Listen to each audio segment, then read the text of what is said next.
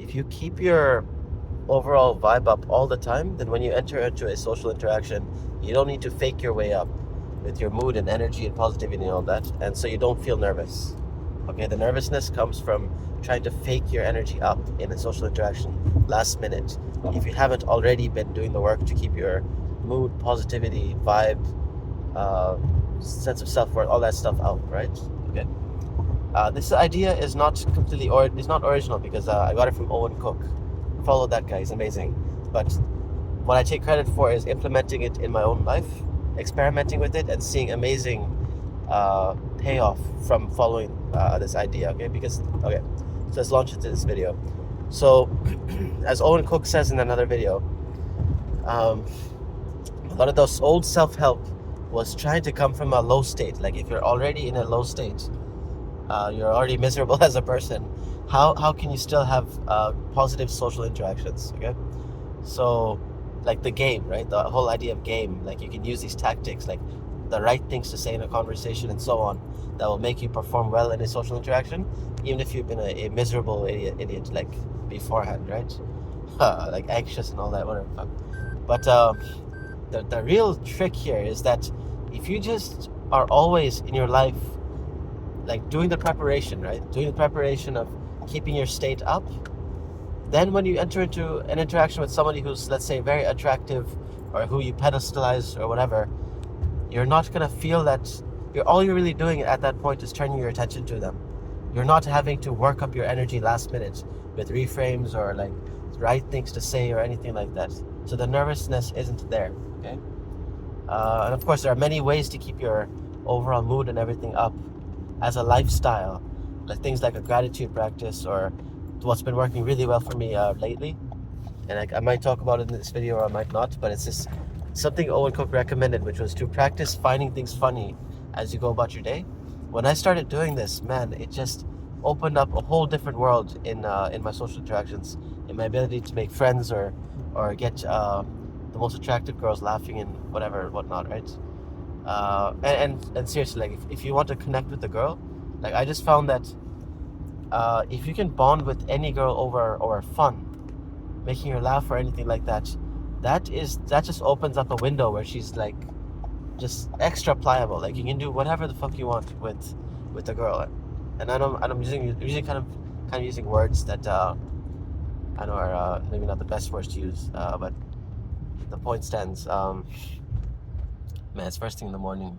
Shit, finding it hard to talk. But yeah, like there was this one interaction with like a girl I used to find like super super gorgeous, and then because I had been practicing trying to find things funny, in that conversation, like it was actually a meetup over philosophical matter. So it was like a deep conversation, and I used to hold back, because I thought that talking deep ideas, trying to influence people and so on, was what was keeping me from the social results. That's why people didn't find me attractive or didn't want to be friends with me or anything. So for the longest time, I had been trying to filter myself, trying to hold back from saying what I wanted to say. Okay, but then this time around, I was thinking in my mind, I can only focus on one thing in this conversation. So let's just focus on having fun and trying to have everybody in this conversation having fun. There were like 4 people there, including myself.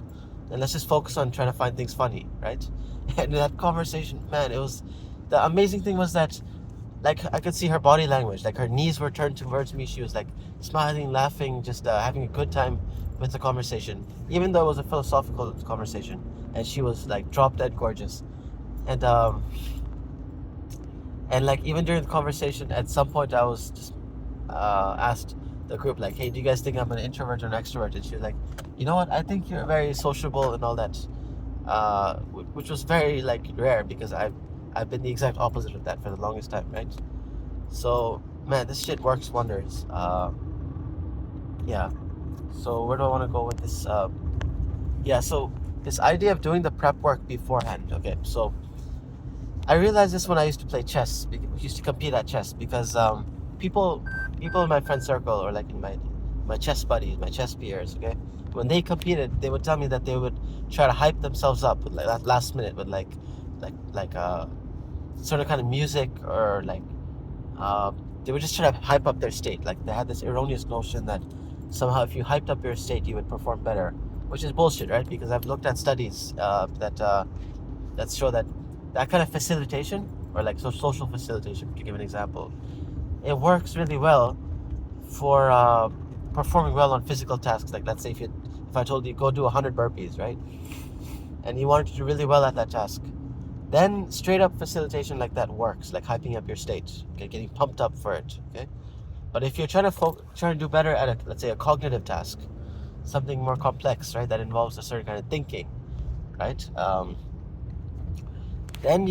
then that pumping yourself up works against you, and you actually want to calm yourself. You want to be present, okay, be peaceful.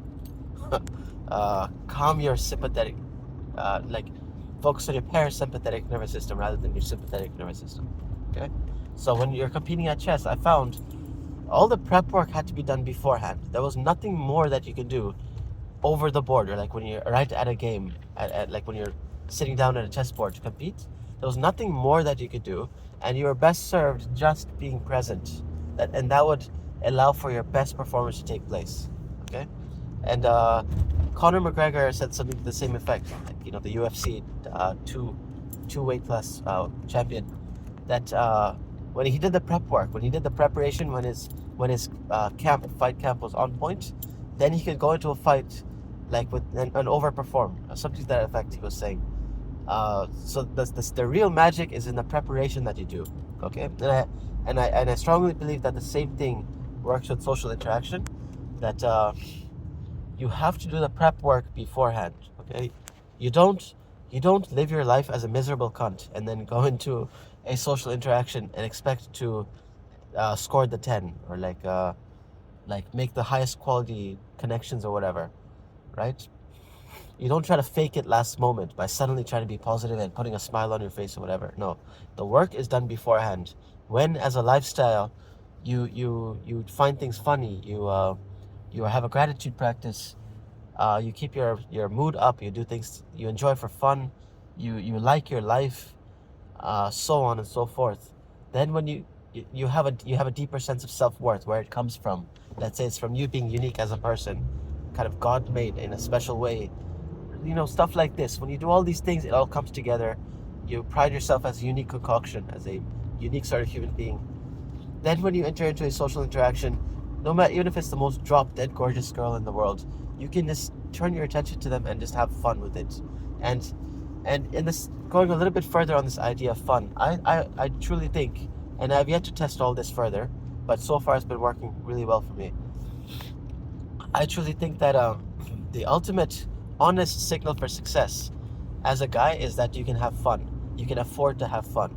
And why is this? Because if you were in competition with other guys, if you really felt that competition, what happens is that you get really stifled in your own self, in your bodily expression and so on. You have to filter yourself. You don't feel the license to be yourself and conduct yourself in a social environment as you would, as if the guys weren't there. Like when I'm just with girls, like I prefer to hang out with girls and interact with girls as opposed to guys, because when I'm with girls, I can let loose. I can be myself in a certain kind of way that I don't feel as comfortable when I'm around other guys who are kind of stuck in that mode of in that competitive mode, where they're kind of mean mugging and like being all serious and like all that shit. It's not fun, right? And so yeah, and like when you experience like winning, let's say when you're a lot of this times, what I'm saying is based on Owen Cook, his ideas, right? I've been listening to him a lot and trying to work his ideas into my own life. But when you have that winning going on in your life, when you kind of feel yourself above in that hierarchy, with this competition with other men, let's say, you get this winner effect where suddenly you get freed up in your expression, in the things you say, in your body language, your posture, all that. You get really free in that way. It's very attractive, and you don't stifle yourself. You don't have these energetic blockages, no choke points in your communication. Okay, and that becomes very attractive. So from time to time, I've experienced this when, let's say, I bought this car for the first time, and I remember going out in social interactions, and I was just free flowing, man. Like I was very attractive at that point, but it was a kind of fake, and very very temporary phenomenon, because I was using something external to justify me being open, to have that winner effect going on in my mind where it freed me up. But it doesn't have to be that way, right? So if you're a girl, let's say, and if you're trying to honestly gauge, like, is this guy worth it or not? Like, where does he stand in the hierarchy? Honestly, the best proxy for determining that, uh, I really think would be just like, can this guy afford to have fun? Because if this guy cannot afford to have fun, if he's deadlocked in competition with other guys, man, then he's probably not faring very well in that competition with other guys, and he's not having that winner effect going on in his own mind, right? Because a guy who can afford to have fun means that is a guy who can afford to take his mind off the competition with other guys. That he's got enough of a good social standing that he can afford to be loose and relaxed in that way. Because when you're having fun in that way, you are being more vulnerable, right? The fact that you can afford to be more vulnerable in that way is the best proxy for determining like where you stand in a social hierarchy, right? Whether you feel yourself to be under threat or not. Okay. Uh, yeah, and so we often think that we are entering into this competition. We're trying to make more and more money, or like trying to posture up and be all muscular and all this shit. Like as if we're doing it all for the girls. But frankly, I've been noting my own behavior and shit. It's just I've found again and again that I do it for myself because I've been wrongly conditioned into thinking that this is for the girls, but actually it's for myself and for other guys, really. All the muscle that you build, all the money you make, all the shit that you do is because you yourself don't give yourself the permission to be the true you, unfiltered, uninhibited, except when you give yourself the pretext of like, hey, I have a lot of money, so now I'm free to be open and honest and whatever. So we ourselves get in our way, and we don't give ourselves permission to be open and loose and all that, unless we have the looks, unless we have the money and so on. So it's not that, yeah. Anyway, I think I've said in this video, the main point is just when you're entering social interaction, man, like if you've done the prep work of keeping your energy high overall as a lifestyle, then you don't get the nervousness concomitant upon last minute trying to raise your overall vibe and stuff.